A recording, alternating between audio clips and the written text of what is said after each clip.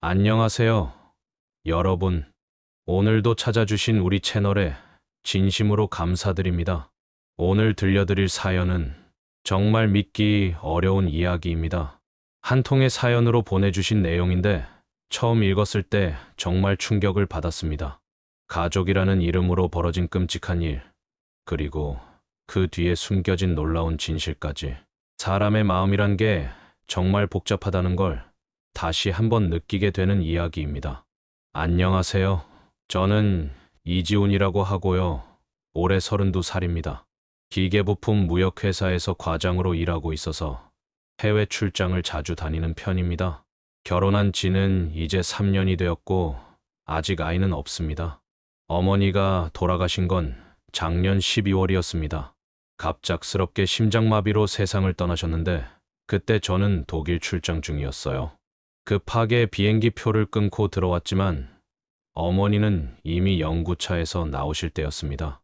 그때 느꼈던 죄책감이란 아직도 생각하면 가슴이 미어집니다. 어머니가 돌아가신 후 가장 걱정되는 건 아버지였습니다. 아버지는 이광호라고 하시고 올해 68살이세요. 고등학교에서 국어 선생님으로 정년까지 근무하셨는데 은퇴하신 후로는 줄곧 어머니와 함께 시골집에서 지내셨거든요. 어머니가 돌아가신 후로는 많이 의기소침해지셨고 우울증 약도 복용하고 계셨습니다. 아버지가 사시는 집은 시골의 한적한 곳에 있는 단독주택입니다. 이웃집과도 거리가 좀 있어서 평소에 왕래가 많지 않은 편이에요. 어머니가 살아계실 때는 동네 부인들과 잘 지내셨는데 어머니가 돌아가신 후로는 아버지 혼자 계시니까 더욱 조용해졌습니다.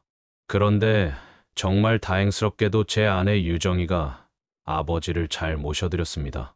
유정이는 올해 29살이고 평소에도 효부로 소문이 나 있었거든요. 어머니가 돌아가신 후에도 아버지 집에 자주 가서 식사도 챙겨드리고 집안일도 도와드리고 정말 친딸보다 더 잘해드렸습니다. 1월 중순 저는 태국 방콕으로 5일간 출장을 다녀왔습니다. 그때가 정말 추위가 심했어요. 연일 영하 15도를 오가는 혹독한 추위였는데 출장에서 돌아오자마자 제일 먼저 아버지 안부가 걱정되었습니다. 아버지는 괜찮으시지? 이렇게 추운데 혼자 계시니까 정말 걱정이야. 유정이가 웃으며 대답했습니다. 걱정 마. 내가 자주 가서 난방도 확인하고 식사도 챙겨드리고 있어. 아버지도 내가 오면 많이 좋아하셔. 정말 마음이 놓였습니다. 제가 출장으로 자주 집을 비우는데 유정이가 이렇게 아버지를 잘 모셔드리니까 얼마나 고마운지 모르겠더라고요. 그때만 해도 저는 정말 좋은 아내를 만났다고 생각했습니다. 며칠 후 아버지께 안부 인사를 드리려고 전화를 드렸는데 목소리가 평소보다 힘이 없으셨어요. 아버지, 몸은 괜찮으세요? 응, 괜찮아. 그런데 요즘 병원에서 받은 우울증 약을 먹으면 너무 졸려서 하루 종일 잠만 자게 되네. 그럼 병원에 가서 약을 좀 바꿔달라고 하세요. 유정이가 약도 잘 챙겨주고 있으니까 괜찮아. 그 애가 정말 친딸보다 더 잘해준다. 아버지도 유정이를 많이 좋아하신다는 걸 알 수 있었습니다. 그런데 지금 생각해보니 그때부터 이미 징조가 있었던 것 같아요. 아버지가 평소보다 더 자주 졸린다고 하시고 목소리에 힘이 없으셨거든요. 며칠 후 유정이가 아버지 집에서 돌아와서 말했습니다. 여보, 아버지가 약 관리를 잘 못하시는 것 같아. 제가 챙겨드릴게. 그래, 고마워. 정말 수고 많이 한다. 그리고 아버지 집이 외진 곳이라 좋네. 조용해서 요양하기 딱이야. 그때는 단순히 아버지가 조용한 곳에서 마음의 상처를 치유하기 좋다는 뜻으로 받아들였습니다. 유정이가 이렇게 세심하게 아버지를 챙겨주니까 정말 감사했어요. 하지만 지금 돌이켜보면 그때 유정이의 표정이 조금 이상했던 것 같습니다. 뭔가 계산적인 느낌이 들었다고 할까요? 하지만 그때는 그냥 아버지를 걱정하는 마음으로 생각했습니다. 어머니가 돌아가신 지 한 달이 지나면서 저희 가족은 나름대로 새로운 일상에 적응해가고 있었습니다. 아버지는 우울증 약을 복용하시면서 차츰 마음의 안정을 찾으시는 것 같았고, 유정이는 정말 헌신적으로 아버지를 모셨습니다. 저는 회사 일로 바쁘긴 했지만 아버지 걱정은 덜 수 있어서 일에 더 집중할 수 있었어요. 그런데 지금 생각해보면 그때부터 이미 유정이의 계획이 시작되었던 것 같습니다. 아버지의 약물 관리를 자청한 것도, 아버지 집이 외진 곳이라고 말한 것도 모든 게 치밀하게 계산된 것이었던 거죠. 하지만 그때는 정말 몰랐습니다. 아내가 그런 사람일 줄은 꿈에도 생각하지 못했어요. 이 이야기를 들으시는 여러분들도 믿기 어려우실 겁니다. 저도 직접 겪고서야 믿을 수 있었거든요. 하지만 이 모든 일이 정말 일어난 일이고, 지금도 그때 생각하면 온몸이 떨립니다. 어머니가 돌아가신 지 2달이 지난 1월 말, 한파가 더욱 심해졌습니다. 연일 영하 5도를 오가는 혹독한 추위였는데, 특히 아버지가 혼자 계시는 시골집이 걱정되었어요. 그 무렵부터 유정이가 아버지 약 관리에 더욱 적극적으로 나섰습니다. 아버지가 복용하시는 우울증 약을 직접 챙겨드리겠다고 하더니, 며칠 후에는 아예 약봉지를 가져와서 집에서 정리하기 시작했어요. 여보, 아버지 약이 이렇게 많네. 응, 우울증 약이랑 혈압약, 소화제 이런 거 계셔서 그래. 그런데 아버지가 불면증도 있으시는 것 같아. 밤에 잠을 잘 못 주무신다고 하시더라고. 그래? 그럼 병원에 가서 상담받아 보라고 해야겠네. 이미 의사 선생님께 말씀드렸어. 불면증에 좋은 약도 처방해 주셨고, 그때는 유정이가 정말 세심하게 아버지를 챙겨주는구나 싶었습니다. 며느리가 시아버지 약까지 챙겨주다니 정말 효부 중의 효부라고 생각했어요. 며칠 후 아버지께 안부 전화를 드렸을 때 목소리가 더욱 힘이 없으셨습니다. 아버지, 몸은 좀 어떠세요? 요즘 약을 먹으면 정말 졸려서 하루 종일 잠만 자게 되네. 그리고 머리도 좀 멍한 것 같고, 혹시 약이 몸에 안 맞는 건 아닐까요? 병원에 가보세요. 유정이랑 같이 의사한테 다 상담받고 가져온 약이니까 괜찮을 거야. 그 애가 정말 잘 챙겨주거든. 그때도 별로 의심하지 않았습니다. 오히려 아버지가 우울증 때문에 더 많이 주무시는 게 마음의 상처 회복에 도움이 될 거라고 생각했어요. 그런데 며칠 후 아버지 집에 들렀을 때 뭔가 이상한 걸 느꼈습니다. 평소에는 제가 오시면 금세 알아차리시고 나오시는데, 그날은 한참을 노크해도 반응이 없었어요. 문이 잠겨 있지 않아서 들어가 보니 아버지가 거실 소파에서 깊게 잠들어 계셨습니다. 아버지, 아버지, 한참을 불러서야 깨어나셨는데 눈이 제대로 안 떠져서 몇 번 깜빡이시더라고요. 지훈이 언제 왔니? 방금 왔어요. 아버지, 너무 깊게 주무셨네요. 요즘 약을 먹으면 정말 잠이 많이 와서, 그리고 머리가 멍해서 뭔가 자꾸 깜빡해. 그때 유정이가 아버지께 따뜻한 차를 끓여서 가져왔습니다. 아버지, 이거 몸에 좋은 한약재 우린 거예요. 따뜻할 때 드세요. 고맙다, 유정아. 몸이 따뜻해지네. 아버지가 차를 다 드시고 나니 조금 더 정신이 또렷해지시는 것 같았어요. 유정이가 정말 정성스럽게 아버지를 챙겨주고 있구나 싶었습니다. 그런데 집으로 돌아가는 길에 유정이가 이상한 말을 했습니다. 여보, 아버지 핸드폰 배터리가 요즘 빨리 닳는다고 하시더라고. 제가 새로 설정해 드릴게. 응, 그래. 아버지가 그런 거 잘 모르시니까 내가 해주면 좋겠다. 나중에 생각해보니 이것도 이상했어요.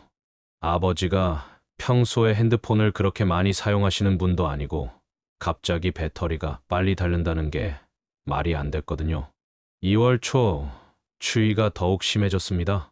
연일 영하 20도를 오가는 극한의 추위였는데 아버지가 정말 걱정되었어요. 유정이는 더욱 자주 아버지 집에 가서 난방 상태를 확인하고 식사도 챙겨드렸습니다. 어느 날 유정이가 아버지 집에서 돌아와서 말했습니다.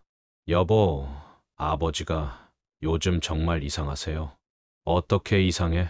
약을 드리려고 가까이 가니까 갑자기 제 손을 잡으시면서 좀 이상한 눈빛으로 보시는 거예요. 그때는 유정이가 뭔가 불편한 상황에 처한 것 같아서 걱정이 되었습니다. 아버지가 원래 그런 분이 아닌데 혹시 약 때문에 정신이 좀 흐릿해지신 건 아닐까? 저도 그런 것 같아요. 그래서 요즘 많이 추우니까 추운데 외출 자제하시라고 말씀드렸어요. 집에서 푹 쉬라고요. 유정이가 아버지의 외출을 제안하는 것도 당연한 일이라고 생각했습니다. 이렇게 추운데 나이 드신 분이 밖에 나가시면 위험하니까요.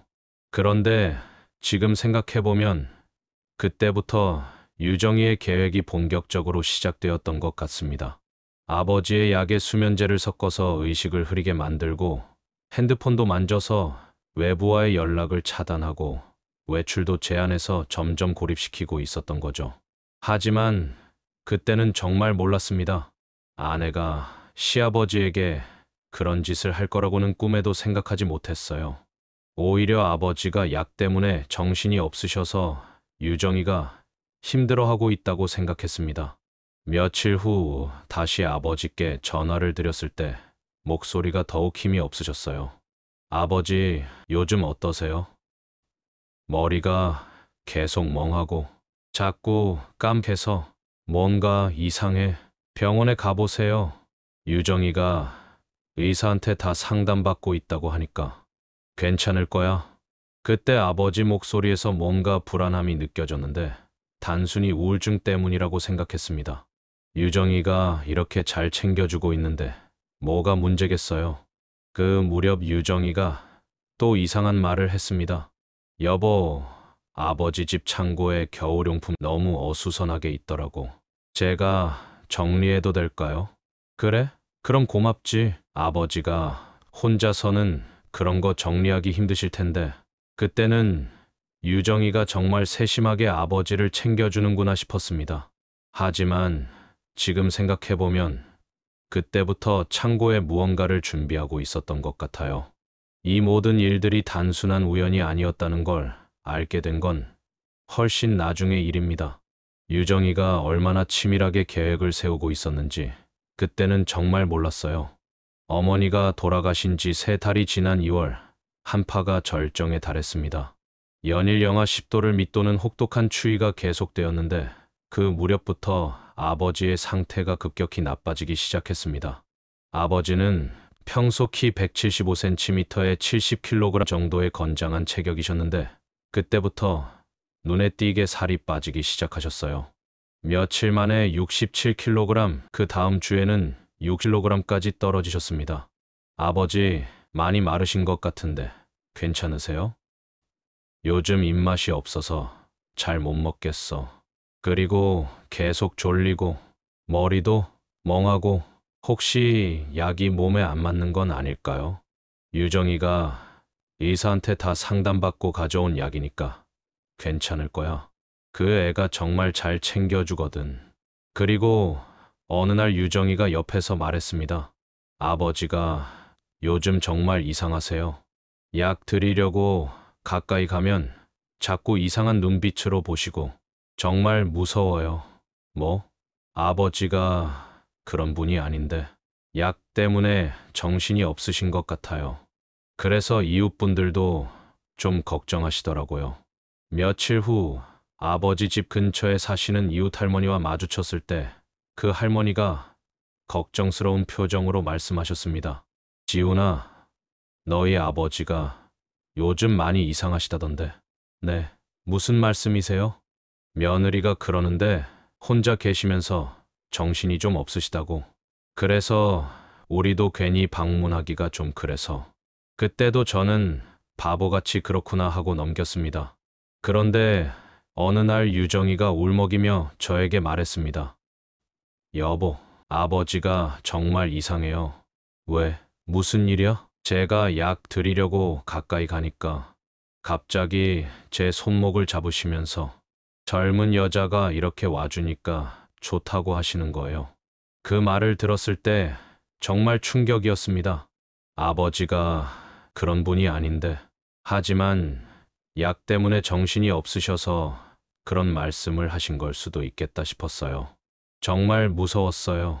아버지가 약 때문에 정신이 없으신 건 알지만 그래도 너무 무서워서 어떻게 해야 할지 모르겠어요. 유정이가 진짜로 힘들어하는 것 같아서 마음이 아팠습니다. 아버지를 모시는 것도 쉽지 않을 텐데 이런 일까지 생기니까 얼마나 힘들겠어요. 미안해. 아버지가 원래 그런 분이 아닌데 내가 아버지랑 한번 이야기해 볼게. 아니에요. 괜찮아요. 아버지도 약 때문에 그러시는 거니까 제가 좀 더 조심해서 모시면 돼요. 유정이가 이렇게 참고 견뎌주니까 정말 고마웠습니다. 다른 며느리 같으면 당장 손을 털고 나가버렸을 텐데 이렇게 끝까지 아버지를 모시겠다고 하니까요. 또 유정이가 창고 정리를 본격적으로 시작했습니다. 여보, 아버지 집 창고 정리했어요. 고마워. 그리고 창고 벽에 곰팡이 생길까봐 단열재 좀 붙여놨어요. 너무 추워서 곰팡이 생기고 할까봐요. 유정이가 정말 세심하게 아버지를 챙겨주고 있구나 싶었습니다. 창고까지 신경 써서 정리해주다니 정말 고마운 일이었어요. 그런데 그 무렵 아버지의 상태가 더욱 나빠지기 시작했습니다. 전화로 통화할 때마다 목소리에 힘이 없으셨고 말씀하시는 것도 예전보다 느려지셨어요. 아버지, 요즘 어떠세요? 자꾸 잠만 와서 하루 종일 잠만 자게 되네. 그리고 왜 이렇게 추우면서도 잠만 오는지 혹시 감기 기운은 없으세요? 아니야, 감기는 아닌 것 같고 그냥 계속 졸리고 머리가 멍해서. 그때 유정이가 옆에서 말했습니다. 아버지 목소리가 정말 힘이 없으시네요. 많이 약해지신 것 같아요. 지금 생각해보면 유정이가 미리 저에게 심어주고 있었던 것 같습니다. 아버지가 많이 약해지셨다는 것을, 정신이 없으시다는 것을 계속 강조해서 나중에 무슨 일이 생겨도 자연스럽게 받아들이도록 만들고 있었던 거죠. 그 무렵 아버지가 화장실을 자주 가신다는 이야기를 들었습니다. 요즘 아버지가 화장실을 정말 자주 가세요. 하루에 10번도 넘게 가시는 것 같아요. 배탈이라도 나신 건가? 아마 그런 것 같아요. 그래서 지사제도 함께 드리고 있어요. 장이 좋지 않으시니까요. 유정이가 아버지께 지사제까지 챙겨드리고 있다는 걸 알았습니다. 정말 친딸보다 더 잘해드리고 있구나 싶었어요. 며칠 후 아버지 집에 들렀을 때 아버지가 화장실에서 나오시는 걸 봤습니다. 아버지, 배가 아프신가요? 요즘 계속 배가 아프고 자꾸 설사를 해서 왜 이렇게 배가 아픈지 모르겠네. 병원에 가보세요. 유정이가 지사제 챙겨주고 있으니까 괜찮을 거야. 아버지가 유정이를 정말 믿고 계시는 게 느껴졌습니다. 하지만 몸은 계속 말라가고 계셨어요. 얼굴도 많이 야위셨고 평소보다 훨씬 기운이 없어 보이셨습니다. 그런데 며칠 후 유정이가 이상한 말을 했습니다. 여보, 창고 문이 좀 헐거워졌더라고요. 혹시 모르니까 체인으로 고정해 둘게요. 왜? 무슨 일이? 아니에요. 그냥 바람이 많이 불면 문이 열릴 수도 있으니까요. 안전을 위해서요. 그때는 단순히 안전을 위한 조치라고 생각했습니다. 시골집이다 보니까 문이 헐거워질 수도 있고 바람에 열릴 수도 있으니까요. 하지만 지금 생각해보면 그때부터 유정이가 창고를 감금 장소로 사용할 준비를 하고 있었던 것 같습니다. 체인으로 문을 고정한다는 게 밖에서 잠글 수 있도록 준비하고 있었던 거죠. 2월 말 추위가 절정에 달했습니다. 영하 10도를 오가는 극한의 추위였는데 그 무렵 아버지의 체중이 63kg까지 떨어졌습니다. 7kg이나 빠지신 거예요. 아버지, 너무 많이 마르신 것 같은데 정말 병원에 가보세요. 그래야겠네. 유정이한테 말해볼게. 하지만 며칠 후 유정이가 말했습니다. 아버지가 병원 가기 싫다고 하세요. 자꾸 이상한 소리만 하시고 의사가 뭐라고 할까봐 무서우시나 봐요. 이상한 소리요? 약을 누가 바꿨다느니, 자기를 감시한다느니? 정말 이상한 말씀만 하세요. 그때 유정이의 말을 듣고 아버지가 정말 정신이 많이 없으시구나 싶었습니다. 우울증이 심해지면 그런 피해 망상도 생긴다고 들었거든요. 하지만 지금 생각해보면 아버지가 그때 진실을 말씀하고 계셨던 것 같습니다. 약을 누가 바꿨다는 것도 누가 자기를 감시한다는 것도 모두 사실이었거든요. 하지만 그때는 전혀 믿지 않았어요. 그 무렵 아버지의 핸드폰이 고장났다는 이야기를 들었습니다. 아버지, 핸드폰이 고장났어요. 제가 수리소에 맡겨둘게요. 그래? 언제 고장났대? 며칠 전부터 계속 꺼졌다 켜졌다 하셨다더라고요. 아마 배터리 문제인 것 같아요. 그래서 며칠 동안 아버지와 연락이 안 됐습니다. 걱정이 되어서 집에 가보려고 했는데 마침 싱가포르 출장이 잡혀 있어서 갈 수가 없었어요. 유정아, 내가 출장 가는 동안 아버지 잘 부탁해. 걱정 마. 내가 매일 가서 챙겨볼게. 그때만 해도 유정이를 완전히 믿고 있었습니다. 아버지를 이렇게 헌신적으로 모시는 며느리가 세상에 또 있을까 싶을 정도였어요. 하지만 그것이 제 인생 최대의 실수였습니다. 아내를 너무 믿었던 것, 모든 게 제 잘못이었어요. 나중에 알게 된 이야기지만 제가 싱가포르로 출장을 떠난 그날부터 정말 끔찍한 일이 벌어지기 시작했습니다. 이 이야기는 아버지가 나중에 말씀해 주신 것과 경찰 조사를 통해 알게 된 내용들을 종합한 것입니다. 2월 말 제가 출장을 떠난 첫날이었습니다. 그날 아침부터 정말 많은 눈이 내리기 시작했어요. 기상청에서 예보한 대로 폭설이 시작된 거였습니다. 눈이 하루 종일 내려서 쌓인 눈이 30cm가 넘었다고 합니다. 그 추위 속에서 아버지는 혼자 집에 계셨습니다. 이미 며칠 동안 유정이가 먹인 약물로 인해 몸이 많이 약해진 상태였어요. 63kg까지 빠진 몸으로 설사와 탈수로 기력이 거의 바닥난 상태였습니다. 그날 오후 유정이가 아버지 집에 왔습니다. 평소처럼 약과 음식을 가져왔는데 그날은 특별히 따뜻한 숭늉을 끓여서 가져왔다고 합니다. 아버지, 오늘 날씨가 정말 춥죠? 따뜻한 숭늉 끓여왔어요. 고맙다, 유정아. 정말 춥구나. 아버지는 이미 며칠 동안의 약물과 탈수로 인해 정신이 많이 흐린 상태였습니다.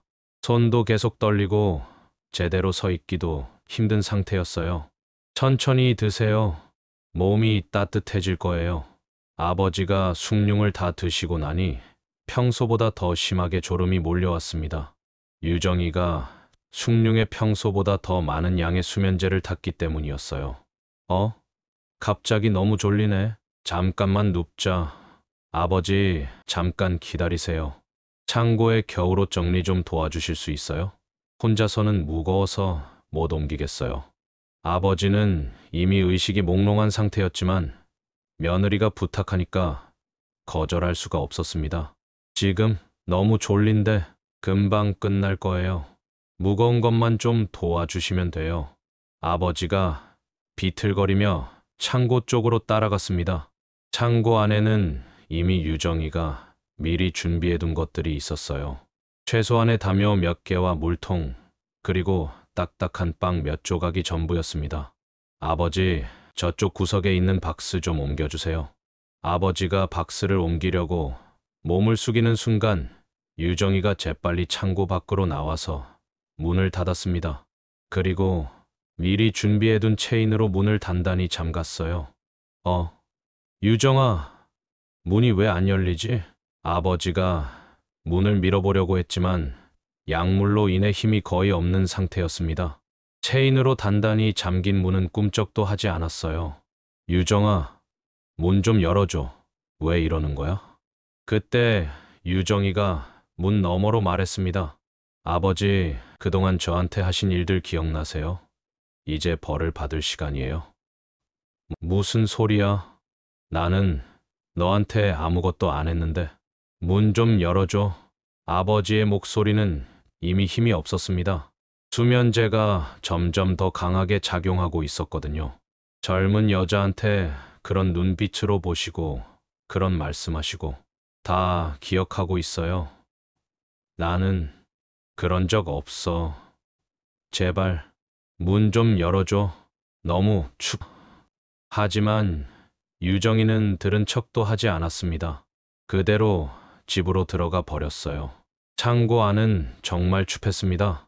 난방이 전혀 안 되는 공간인데다가 그날은 영하 18도까지 떨어진 극한의 추위였거든요. 창고 안 온도는 영하 5도 정도였을 것으로 추정됩니다. 아버지는 가져온 담요로 몸을 둘둘 말고 구석에 웅크리고 앉았습니다. 하지만 담요 한 장으로는 이 추위를 막기가 역부족이었어요. 춥다. 너무 춥다. 왜 이러는 거지? 아버지는 계속 문을 두드리며 도움을 요청했지만 아무도 대답하지 않았습니다. 폭설로 인해 이웃들은 모두 집 안에만 있었고 아버지의 목소리를 들을 수 있는 사람은 아무도 없었어요. 시간이 지날수록 추위는 더욱 심해졌습니다. 아버지의 몸은 점점 떨리기 시작했고 숨을 쉴 때마다 하얀 입김이 나왔어요. 누구 없어요? 도와주세요. 너무 춥다. 하지만 아무도 대답하지 않았습니다. 창고 밖은 온통 눈으로 덮여 있었고 유정이는 집 안에서 따뜻하게 지내고 있었어요. 그날 밤 아버지는 추위와 공포 속에서 밤을 보내야 했습니다. 담요 한 장으로는 영하의 추위를 막을 수가 없었어요. 손가락과 발가락은 감각이 없어지기 시작했고 몸은 계속 떨렸습니다. 왜 이런 일이? 내가 뭘 잘못했다고? 아버지는 이해할 수가 없었습니다. 며느리가 왜 갑자기 이런 끔찍한 일을 하는지, 자신이 뭘 잘못했는지 도저히 알 수가 없었어요. 그날 밤 저는 싱가포르 호텔에서 편안하게 잠들어 있었습니다. 아버지가 이런 끔찍한 상황에 처해 있는 줄도 모르고 말이에요. 만약 그때 알았다면 당장 비행기를 타고 달려왔을 텐데. 새벽이 되어서야 아버지는 얕은 잠에 들 수 있었습니다. 추위와 피로로 인해 의식을 잃은 것에 가까웠어요. 하지만 몇 시간 후 추위 때문에 다시 깨어났습니다. 물이 필요해. 아버지가 창고 구석에 놓인 물통을 찾았습니다. 하지만 그 물도 차가운 물이었어요. 이 추위에 차가운 물을 마시면 더 추워질 것 같았지만 목이 너무 말라서 어쩔 수 없이 마셨습니다. 그런데 그 물을 마시고 나니 또 배가 아프기 시작했습니다. 유정이가 물에도 설사약을 탔던 거예요. 이미 탈수 상태인 아버지에게 설사는 치명적이었습니다. 또 배가 아프네. 왜 이렇게? 하지만 창고 안에는 화장실이 없었습니다. 아버지는 어쩔 수 없이 창고 한쪽 구석에서 용변을 보셔야 했어요. 그 추위와 수치심, 그리고 절망감이 얼마나 컸을지 상상만 해도 가슴이 미어집니다. 다음 날 오전, 유정이가 창고에 왔습니다. 체인을 조금 풀어서 문을 살짝 열고 안을 들여다봤어요. 아버지, 어떠세요? 좀 추우시죠? 아버지는 구석에서 담요를 뒤집어 쓰고 떨고 계셨습니다. 하룻밤 사이에 입술이 파래지고 얼굴이 창백해져 있었어요. 제발 좀 나가게 해줘. 너무 춥다. 정말 죽을 것 같아. 추우세요? 젊은 여자한테 그런 짓 할 때는 생각 안 했죠? 나는 그런 적 없어. 제발 믿어줘. 하지만 유정이는 들은 척도 하지 않았습니다. 대신 차가운 물 한 컵과 딱딱한 빵 한 조각을 바닥에 던져 놓았어요. 이것도 감사하게 생각하세요. 변태 늙은이한테는 이것도 아까워요. 그리고는 다시 문을 닫고 체인으로 잠가 버렸습니다. 아버지는 차가운 빵을 조금씩 먹으며 버텨야 했어요. 이틀째 되는 날 아버지의 상태는 더욱 악화되었습니다. 지속적인 추위와 탈수, 그리고 영양실조로 인해 몸이 견딜 수 없는 상태가 되었어요. 따뜻한 물, 조금만. 하지만 유정이가 가져다 주는 건 여전히 차가운 물뿐이었습니다. 게다가 그 물에는 계속 설사약이 들어 있었어요. 그럼 무릎 꿇고 사과부터 하세요. 제가 며느리에게 추행했습니다라고 말하세요. 나는 그런 적 없어. 왜 믿어주지 않는 거야? 아버지는 약물과 추위로 정신이 흐릿한 상태에서도 끝까지 억울함을 호소하셨습니다. 하지만 유정이는 전혀 들어주지 않았어요. 사흘째 되는 날, 아버지는 거의 의식을 잃은 상태가 되었습니다. 극심한 추위와 탈수로 인해 체온이 급격히 떨어지기 시작했어요. 추워. 너무 추워. 손이, 발이 아무것도 느껴지지 않아. 아버지의 손가락과 발가락은 이미 보라색으로 변하기 시작했습니다. 저체온증의 초기 증상이었어요. 그때 유정이가 창고를 열고 들어가서 아버지의 상태를 확인했습니다. 아버지가 정말 위험한 상태라는 걸 그때서야 깨달았어요. 이러면 안 되는데, 정말 죽으면 어떻게 하지? 유정이도 처음에는 아버지를 혼내주는 정도로만 생각했던 것 같습니다. 하지만 이렇게 생명이 위험한 상태가 될 줄은 몰랐던 거죠. 싱가포르 출장 마지막 날, 현지에서 갑작스러운 파업이 일어났습니다. 공항 직원들이 파업을 해서 모든 항공편이 하루씩 앞당겨졌어요. 덕분에 예정보다 하루 일찍 한국으로 돌아오게 되었습니다. 당시에는 그냥 운이 좋다고 생각했는데 지금 생각해보면 정말 천운이었습니다. 만약 예정대로 왔다면 아버지는 정말 돌아가셨을지도 몰라요. 인천공항에 도착해서 집으로 가는 택시 안에서 유정이에게 전화를 걸었습니다. 여보, 나 지금 공항이야. 일찍 끝나서 오늘 들어가. 오늘? 내일 온다고 했잖아? 유정이의 목소리가 뭔가 당황스러워 보였어요. 하지만 그때는 갑자기 일찍 와서 놀란 거라고 생각했습니다. 응, 현지 사정으로 일찍 끝났어. 아버지는 어때? 아버지는 감기 몸살로 계속 주무시고 계세요. 그래? 그럼 내가 먼저 아버지 집에 들러서 인사드리고 갈게. 안 돼. 아니, 아버지가 많이 편찮으셔서 오늘은 그냥 집에 와. 유정이가 급하게 말리는 게 이상했는데 아버지가 많이 아프셔서 그런 거라고 생각했어요. 그래도 얼굴이라도 봐야지. 며칠 동안 못 봤는데 정말 안 돼. 감기가 심해서 면역력이 떨어져 있어. 며칠 더 쉬게 해드려. 결국 유정이의 말을 듣고 집으로 바로 왔습니다. 하지만 마음이 계속 불안했어요. 뭔가 이상한 느낌이 들었거든요. 집에 도착하니 유정이가 현관에서 기다리고 있었습니다. 그런데 표정이 평소와 달랐어요. 뭔가 긴장하고 있는 것 같았고 얼굴도 창백해 보였습니다. 여보, 많이 피곤하지? 빨리 들어와. 아버지는 정말 괜찮으시겠어? 괜찮다고 했잖아. 감기 몸살이니까 며칠 쉬시면 나아지실 거야. 하지만 뭔가 석연치 않았습니다.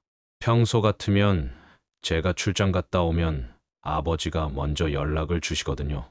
그런데 이번에는 연락이 한 번도 없었어요. 아버지 핸드폰은 고쳐졌어?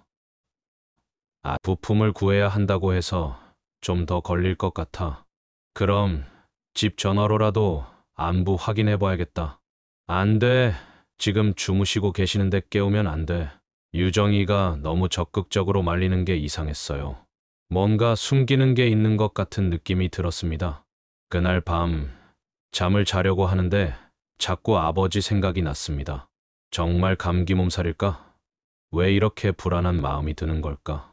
다음 날 아침 아버지 집에 가보겠다고 했는데 유정이가 또 말렸습니다. 여보, 아버지가 아직 많이 편찮으셔. 오늘도 하루 더 쉬게 해드리자. 그래도 얼굴은 봐야지. 너무 오래 못 봤잖아. 그럼 내가 먼저 가서 상태 확인해보고 올게. 괜찮으면 그때 가는 거로 하자. 결국 유정이가 먼저 가기로 했습니다. 하지만 30분 정도 지나서 유정이가 급하게 돌아왔어요. 여보, 아버지가 갑자기 어지러우시다고 해. 내가 좀 더 있어야겠어. 그럼 나도 같이 가지. 안 돼. 혹시 전염될까봐. 나 혼자 가는 게 나을 것 같아. 그때 유정이의 얼굴을 보니 뭔가 이상했어요. 식은땀을 흘리고 있었고 계속 머리를 만지작거렸습니다. 유정아, 너도 괜찮아? 얼굴이 안 좋아 보이는데. 나는 괜찮아. 그냥 아버지 걱정돼서 그래. 유정이가 다시 나간 후 저는 혼자 집에 있으면서 계속 불안한 마음이 들었습니다. 뭔가 이상하다는 느낌을 지울 수가 없었어요. 오후 3시쯤 더 이상 참을 수가 없어서 아버지 집으로 갔습니다. 유정이가 뭐라고 해도 직접 확인해 보고 싶었거든요. 아버지 집에 도착해서 현관문을 열고 들어갔습니다. 문이 잠겨 있지 않더라고요. 집 안은 평소보다 더 춥게 느껴졌습니다. 아버지, 아무 대답이 없었습니다. 아버지 방을 확인해 봤는데 아무도 없었어요. 거실도 비어 있었고 화장실도 마찬가지였습니다. 아버지가 어디 계시지? 그때 유정이가 어디선가 나타났습니다. 얼굴이 더욱 창백해져 있었어요. 여보, 왜 여기 와? 오지 말라고 했잖아. 아버지가 안 보이는데 어디 계셔? 아버지는 잠깐 산책 나가셨어. 감기가 좀 나아져서. 이런 추운 날에 산책을? 말이 안 되잖아. 그때 어디선가 희미한 소리가 들렸습니다. 사람 목소리 같은 건데 어디서 나는 소리인지 모르겠더라고요. 무슨 소리야? 무슨 소리? 나는 못 들었는데. 유정이가 당황하는 기색이 역력했습니다. 분명히 뭔가 숨기고 있는 게 맞았어요. 그때 또 소리가 들렸습니다. 창고 쪽에서 나는 것 같았어요. 저기서 소리 나는 것 같은데? 바람 소리일 거야. 오늘 바람이 세잖아. 하지만 분명히 사람 목소리였습니다. 그것도 아버지 목소리 같았어요. 창고 쪽으로 가보니 문에 체인이 걸려 있었습니다. 그리고 그 안에서 희미한 신음소리가 들려왔어요. 아버지? 창고 안에서 아주 약한 목소리로 대답이 왔습니다. 지훈아. 그 순간 온몸에 소름이 돋았습니다. 아버지가 창고에 갇혀 계신 거였어요. 창고에서 들린 아버지의 목소리를 듣는 순간 온몸이 얼어붙는 것 같았습니다. 아버지가 왜 창고에 계신 거지? 그것도 체인으로 잠긴 창고에? 아버지. 급하게 체인을 풀려고 했는데 너무 단단히 묶여 있어서 쉽게 풀리지 않았어요. 손가락이 떨려서 제대로 할 수가 없었습니다. 유정아, 열쇠 어디 있어? 왜 아버지가 여기에 계시는 거야? 유정이는 그 자리에 서서 아무 말도 하지 않았습니다. 얼굴이 새하얗게 질려 있었어요. 유정아, 대답해. 왜 아버지가 창고에 갇혀 계시는 거야? 그건. 유정이가 말을 더듬는 사이에 저는 필사적으로 체인을 풀었습니다. 손가락이 베어서 피가 났지만 신경 쓸 겨를이 없었어요. 마침내 체인을 풀고 창고 문을 열었을 때 그 안의 모습은 정말 충격적이었습니다. 아버지가 구석에서 담요를 뒤집어 쓰고 웅크리고 계셨는데 거의 의식을 잃은 상태였어요. 아버지를 안아들었을 때 몸이 얼음처럼 차가웠습니다. 입술은 파래져 있었고 손가락 끝은 보라색으로 변해 있었어요. 숨소리도 거의 들리지 않을 정도로 약했습니다. 아버지, 정신 차리세요. 아버지. 창고 안에는 고약한 냄새가 진동했습니다. 구석에는 배설물 흔적이 있었고 차가운 물통과 딱딱한 빵 조각들이 흩어져 있었어요. 아버지가 며칠 동안 이런 곳에서 어떤 고통을 겪으셨는지 상상만 해도 가슴이 미어졌습니다. 119, 신고해야 해. 급하게 핸드폰을 꺼내서 119에 신고했습니다. 여보세요. 응급환자 신고합니다. 저체온증 환자예요. 빨리 와주세요. 구급대원들에게 주소를 알려주고 아버지 상태를 설명했습니다. 손가락 끝이 보라색으로 변했다고 하니까 정말 위험한 상태라고 하더라고요. 그 사이에 유정이가 갑자기 말했습니다. 당신 아버지가 저한테 그런 일을 했기 때문에 저는 벌을 준 것뿐이에요. 그 말을 듣는 순간 정말 분노가 치밀어 올랐습니다. 지금 그게 말이라고 해. 아버지가 뭘 잘못했다고 이런 짓을 한 거야.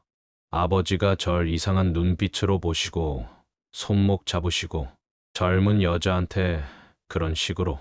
그런 게 사실이라고 해도 이렇게 죽을 뻔하게 만들 일이야? 너 정신이 나간 거야? 유정이는 갑자기 머리를 움켜쥐더니 비틀거렸습니다. 머리가 터질 것 같아. 하지만 저는 그런 유정이를 신경 쓸 겨를이 없었어요. 아버지가 더 위급했거든요. 10분 후 구급차가 도착했습니다. 구급대원들이 아버지를 들것에 옮기면서 말했습니다. 체온이 32도입니다. 중증 저체온증이에요. 바로 병원으로. 구급차에서 응급처치를 받으시는 아버지를 보니까 정말 눈물이 났습니다. 이런 고통을 며칠 동안 혼자 견디셨다니. 아버지, 괜찮으실 거예요. 이제 안전해요. 아버지가 희미하게 눈을 뜨시고 제 손을 잡으셨습니다. 지훈아, 정말 추웠어. 그 한마디에 가슴이 무너지는 것 같았습니다. 병원에 도착해서 아버지는 중환자실로 실려 들어가셨습니다. 의사가 나와서 설명해 주었는데 정말 위험한 상태였다고 하더라고요. 체온이 32도까지 떨어졌고 중증 탈수와 영양실조 상태입니다. 조금만 늦었으면 정말 위험했을 뻔했네요.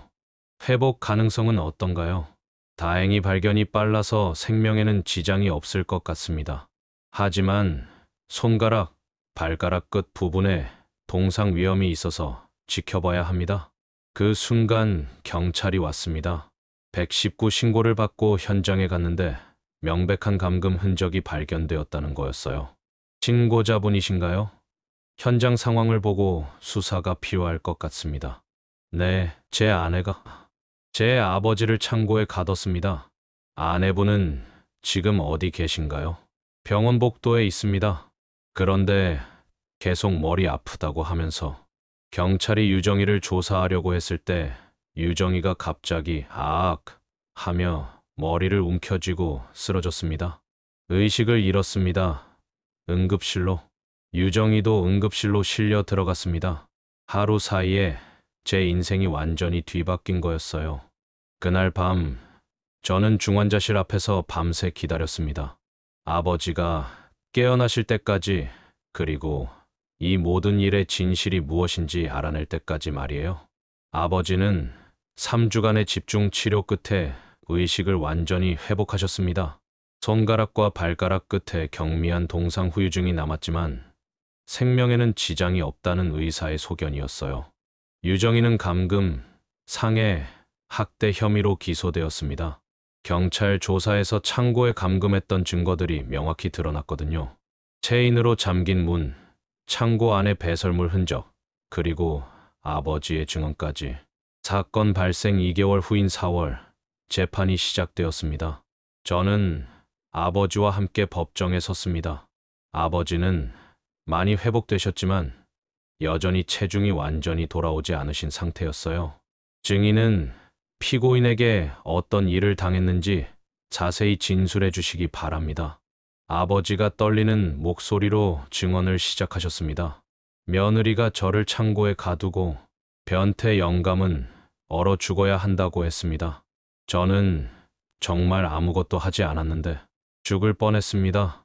아버지의 증언이 진행되는 동안 법정은 조용했습니다. 방청석에 앉은 사람들도 모두 충격을 받은 표정이었어요.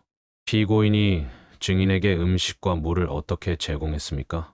하루에 차가운 물 한 컵과 딱딱한 빵 한 조각만, 그것도 바닥에 던져주면서. 이것도 아깝다고. 아버지가 증언하시는 동안 계속 눈물을 흘리셨습니다. 그 며칠간의 고통이 얼마나 컸을지. 그때 유정이가 갑자기 소리를 질렀습니다. 아, 유정이가 머리를 움켜쥐며 법정 바닥에 쓰러졌습니다. 온몸을 경련하듯이 떨면서 발작을 일으키기 시작했어요. 응급 상황입니다. 구급차를 불러주세요. 법정이 아수라장이 되었습니다. 유정이는 의식을 잃은 채 구급차로 실려 나갔고 재판은 연기되었어요. 병원에서 유정이는 응급 뇌CT를 촬영했습니다. 그리고 그 결과는 모든 사람을 충격에 빠뜨렸어요. 환자분 뇌에 거대한 종양이 발견되었습니다. 의사가 CT 사진을 보여주면서 설명했습니다. 전두엽과 측두엽에 걸쳐 있는 악성 종양입니다. 크기로 봐서는 최소 1회 이전부터 자라기 시작했을 것으로 추정됩니다. 그럼 그게 행동에 영향을 준 건가요? 종양의 위치가 성격과 충동 조절을 담당하는 부위입니다. 이 정도 크기라면 환자의 판단력과 현실 인식 능력에 심각한 영향을 미쳤을 가능성이 높습니다. 그 말을 듣는 순간 온몸에 소름이 돋았습니다. 유정이가 한 그 끔찍한 일들이 뇌종양 때문이었다는 건가요? 완치 가능성은 어떻습니까? 이미 상당히 진행된 상태입니다. 수술도 어려운 위치이고 솔직히 말씀드리면 시간이 많지 않습니다. 유정이가 의식을 되찾았을 때 이상한 일이 벌어졌습니다. 여기가 어디죠? 저는 왜 여기 있는 거죠? 유정이가 저를 보고도 알아보지 못했어요. 그리고 자신이 무엇을 했는지도 전혀 기억하지 못했습니다. 유정아, 나야. 지훈이 누구세요? 저는 왜 병원에 있는 거죠? 의사가 설명해 주었습니다.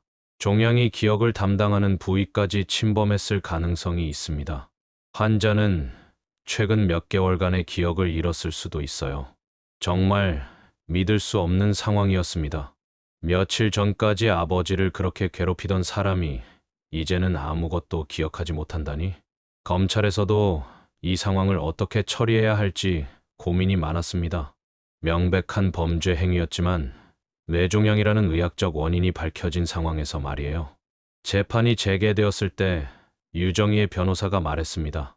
피고인은 뇌종양으로 인한 정신적 장애 상태에서 범행을 저질렀습니다. 이는 심신미약에 해당한다고 볼 수 있습니다. 하지만 검사는 반박했습니다. 설령 뇌종양이 있었다 하더라도 피해자가 입은 고통과 트라우마는 변하지 않습니다. 명백한 계획 범죄의 성격을 띠고 있어서 처벌이 필요합니다. 저는 정말 복잡한 심정이었습니다. 아버지를 그렇게 괴롭힌 유정이가 미웠지만 동시에 그것이 병 때문이었다는 사실도 받아들여야 했거든요. 아버지는 어떻게 생각하실까요? 자신을 죽을 뻔하게 만든 며느리가 사실은 아픈 사람이었다는 것을 알게 되신 아버지의 마음은 어떠실까요? 재판부는 결국 유정이에게 집행유예를 선고했습니다. 뇌종양이라는 특수한 상황을 고려한 판결이었어요. 하지만 그것도 의미가 없었습니다. 유정이에게는 이미 시간이 많이 남지 않았거든요. 재판이 끝나고 3개월 후 유정이의 상태는 급속히 악화되었습니다. 뇌종양이 말기 단계에 접어들면서 대부분의 시간을 병원에서 보내야 했어요.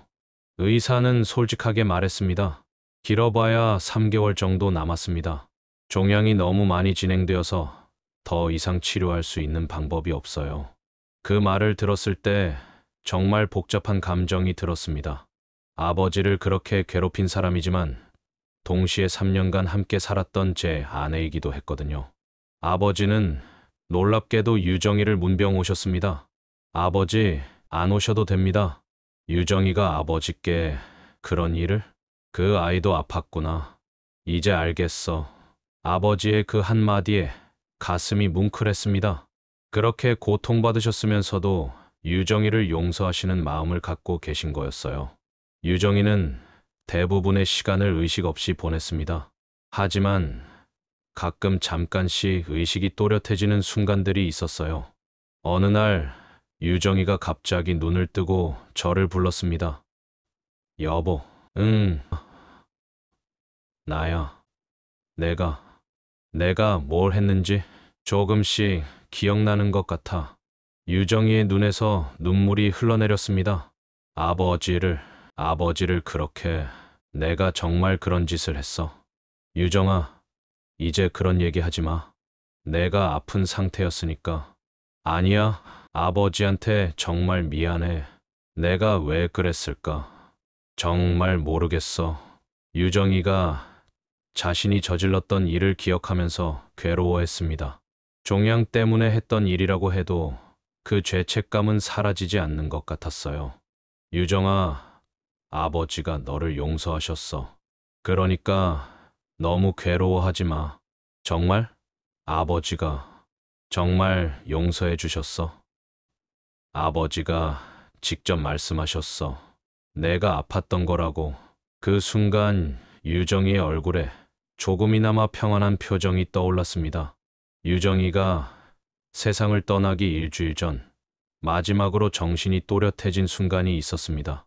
여보, 미안해. 정말 미안해. 괜찮아, 유정아. 이제 편히 쉬어. 아버지께도 정말 죄송하다고 전해줘. 알겠어. 전해드릴게. 내가 제정신이었다면 절대 그런 짓 안 했을 텐데. 알고 있어. 다 알고 있어. 유정이는 그렇게 제 손을 꼭 잡고 마지막 말을 남겼습니다. 고마웠어. 끝까지 곁에 있어줘서.